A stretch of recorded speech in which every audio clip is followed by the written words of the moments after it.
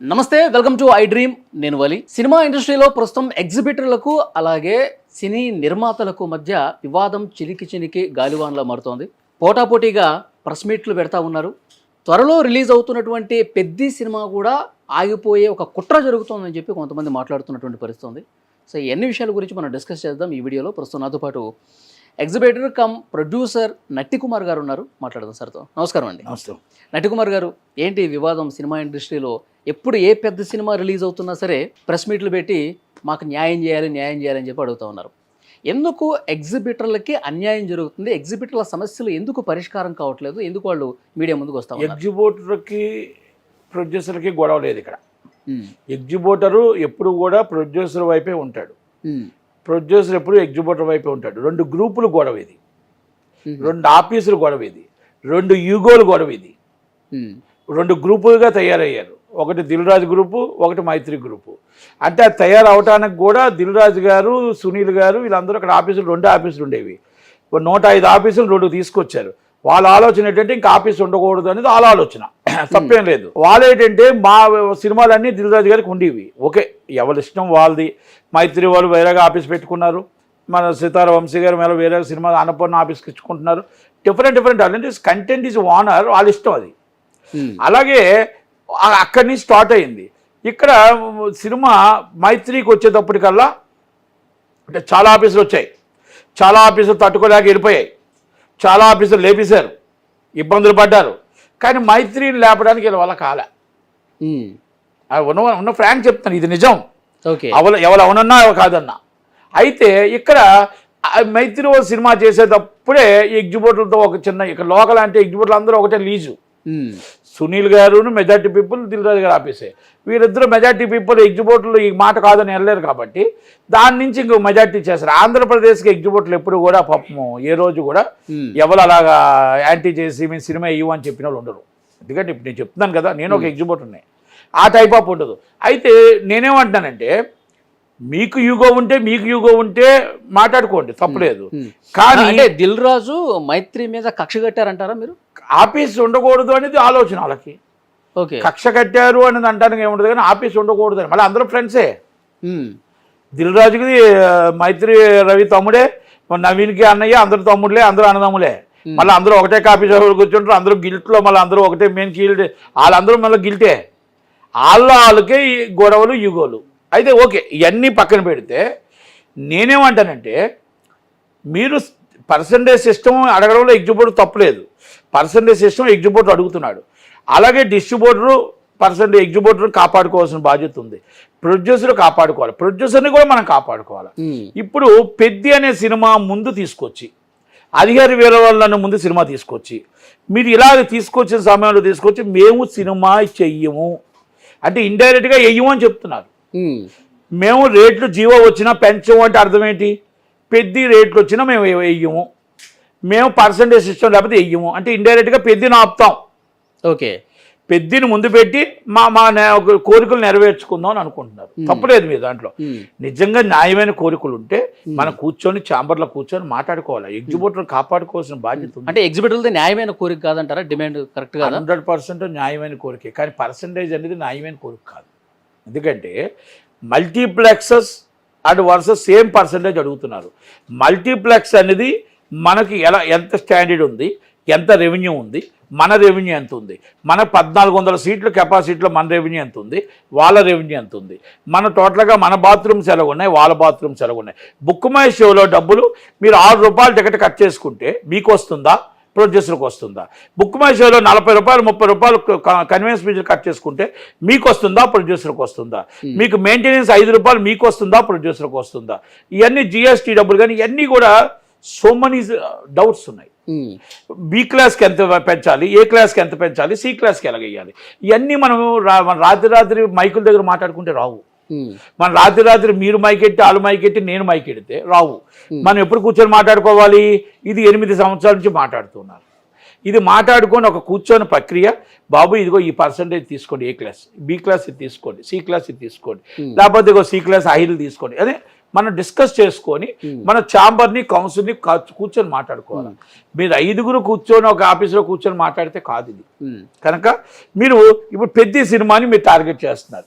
పెద్ద cinema use money already paid up the money use చేశాడు ఆయన చేసేటప్పుడు ఆయన ఆలోచనతో ఏం చేశాడు, నాకు ఒక రేట్ వస్తుంది, నాకు ఒక రేట్ అమ్ముతాము, అభిమానులు ఈ సినిమా చూస్తారు, ఆ అభిమానులు 3 రోజుల్లో ఈ కలెక్షన్ వస్తుంది, అందుకే డిస్ట్రిబ్యూటర్కి ఈ రేటుకి అమ్ముతున్నాను, డిస్ట్రిబ్యూటర్ వచ్చి ఎగ్జిబ్యూటర్తో నాకు ఎంత డబ్బు వస్తుందని మొత్తం అంతా అయిపోయింది.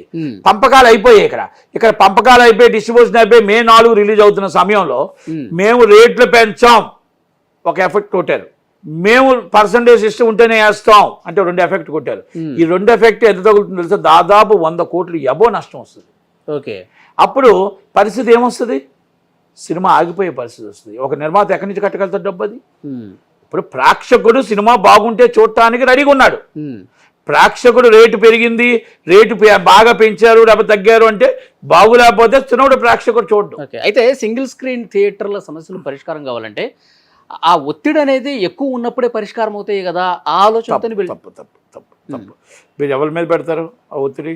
అంటే పెద్ద సినిమా మీద పెడతారా? రామచరణ్ గారు ఏమైనా బాకీయా, లేకపోతే మీకు చిరంజీవి గారు ఏమైనా బాకీ? మెగా ఫ్యామిలీ మీద మీ టార్గెట్ ఏంటి? హరిహర పవన్ కళ్యాణ్ గారి టార్గెట్ ఏంటి? మీకు ఇంకో సినిమా రాలేదా? ఏం వచ్చాయి కదా సినిమాలు, ఏం మరి అప్పుడు లేవు ఒత్తిడి లేదా మీకు? అక్కడ సినిమా రిలీజ్ అయినప్పుడు ఒత్తిడి లేదా? వార్ 2 చేసేటప్పుడు ఒత్తిడి లేదా? రాజాసాబ్ చేసేటప్పుడు ఒత్తిడి లేదా? అంటే మీ డిస్ట్రిబ్యూషన్ కాబట్టా? మీ డిస్ట్రిబ్యూషన్ కాబట్టా? సంక్రాంతికి వస్తున్నప్పుడు ఒత్తిడి లేదా మీకు? మీ ఆఫీస్ నుంచి మొదలు పెట్టాలి. మీకు మన ఆఫీస్ నుంచే మొదలుపెట్టి నాదే మొదలు పెడుతున్నానని చెప్పాలి కదా. నేనేమంటున్నానంటే మీకు మెగా ఫ్యామిలీతో వ్యక్తిగతంగా ఏమైనా ఉందా? మెగా ఫ్యామిలీతో మీరు ఇప్పుడు మీకు ఏమైనా ఇబ్బంది కలిగిందా?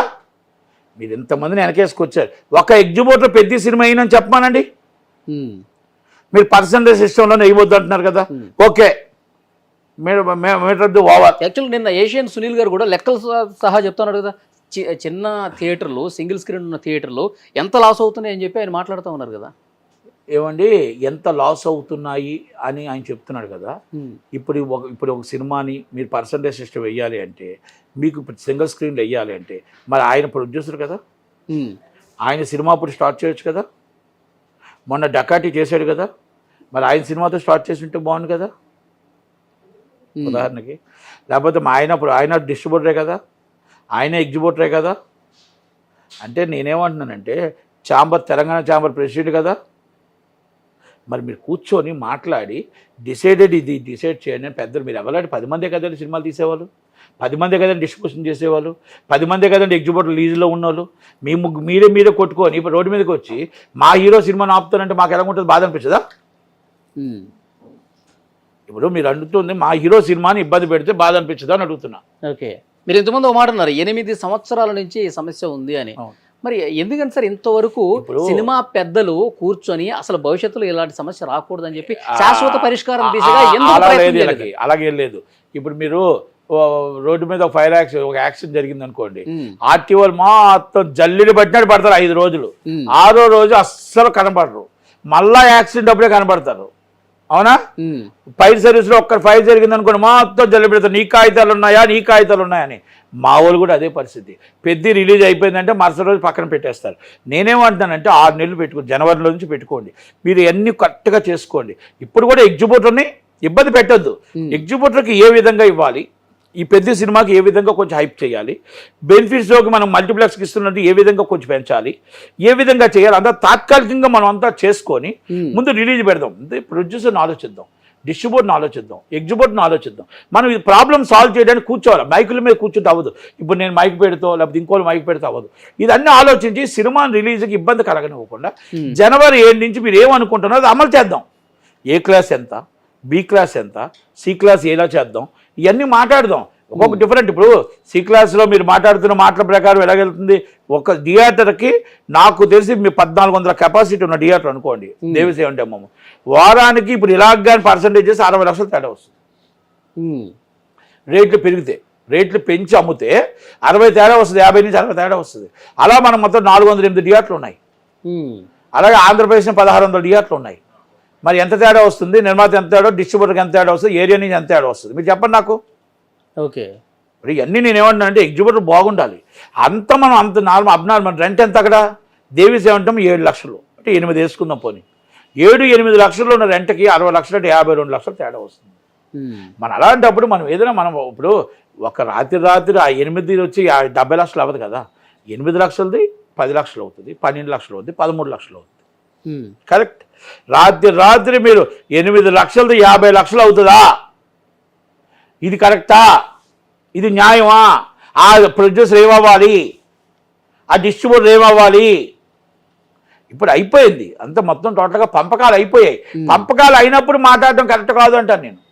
మీరు ఇప్పుడు మాట్లాడుకొని మీకు ఏ పర్సంటేజ్ కావాలి, బి ఏం కాదు, ఇలా అన్ని మాట్లాడుకొని సెట్ చేసుకొని సంసిద్ధంగా ఉన్నారు వాళ్ళు. అందరూ ఉన్నారండి, ఏబిసి అందరూ ఉన్నారండి. ఎవ్వరు ఇక్కడ ఇబ్బంది లేదండి. ఎగ్జిబిటర్ ప్రొడ్యూసర్ ఎప్పుడు కూడా ఎగ్జిబిటర్ కాదండి. సింగిల్ స్క్రీనర్ ఉంటేనే అందరూ బాగుండాలని కోరుకుంటాం. నేను కూడా ఎగ్జిబిటర్నేనండి. డిస్ట్రిబ్యూటర్ బాగుండాలండి.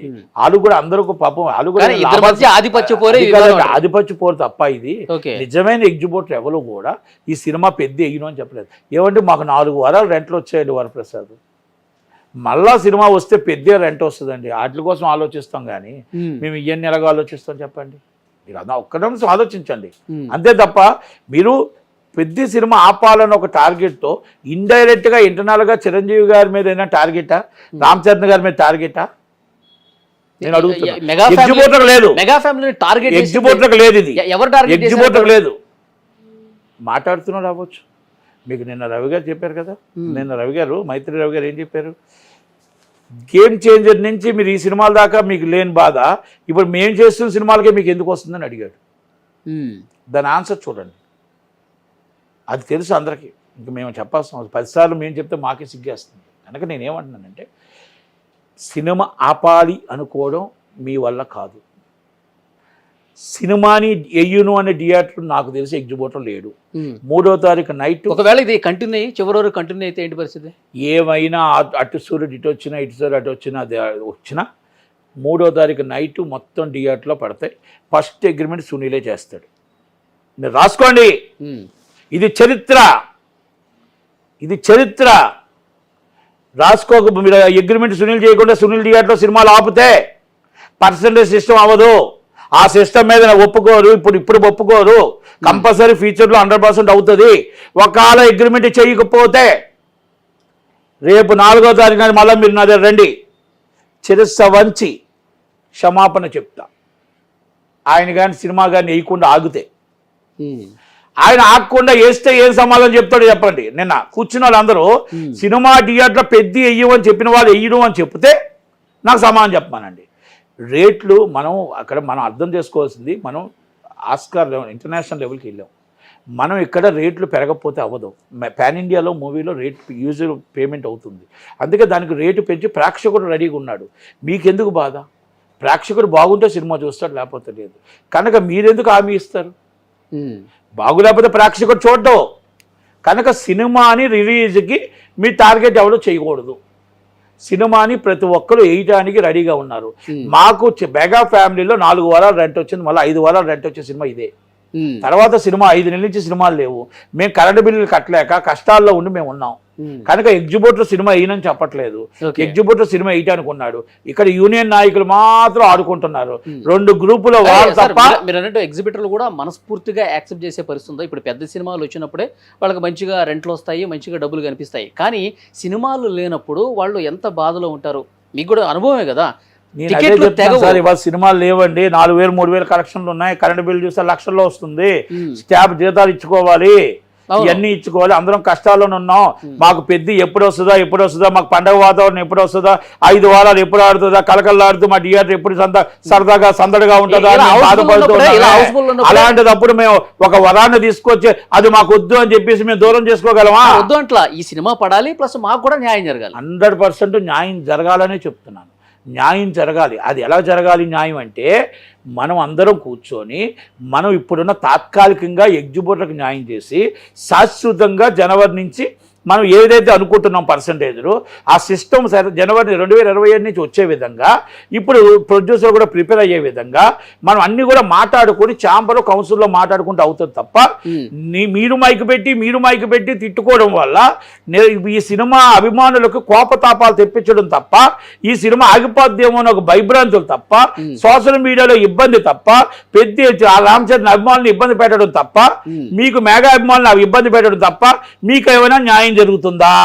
మీరిద్దరూ ఇక్కడ పెడితేనే ప్రెస్ మీట్లో నేను ఎక్కడో తేడా వస్తుంది అభిమానుల్లో ఒక భయాందోళన వస్తుందన్న ఉద్దేశంతో నేను రావాల్సి వచ్చింది తప్ప మీరిద్దరూ ప్రెస్కి రాకపోతే నేను రాను. మీరు ఛాంబర్లో కూర్చుంటున్నారు, రోజుకి మాట్లాడుకుంటున్నారు, రోజుకి వెళ్తున్నారు, రోజుకి టీ తాగుతున్నారు, కాఫీ తాగుతున్నారు, డిస్కషన్ చేసుకుంటున్నారు, ఇవాళ ఫైనల్ అంటున్నారు, రేపు మార్నింగ్ వచ్చి నో అంటున్నారు. అది మీ తప్పు. కనుక అందుకే చెప్తున్నా అభిమానులందరికీ మీకు సినిమా 3వ తారీఖు సినిమా పడుతుంది, 4వ తారీఖు బ్రహ్మాండమైన రిలీజ్ ఉంటుంది. ఏ థియేటర్ వాళ్ళు కూడా ఎవ్వరు సినిమా ఆపరు, సినిమా రిలీజ్ అవుతుంది. ఒకటి చెప్తున్నా, పెద్దిని ఆపాలి అనుకున్నాడు మూర్ఖుడు, పెద్దిని వేయకూడదు అనుకున్నాడు దురదృష్టవంతుడు, పెద్ది వేసిన వాడు అదృష్టవంతుడు. Peddi is the blockbuster hit. Thank you very much. Thank you.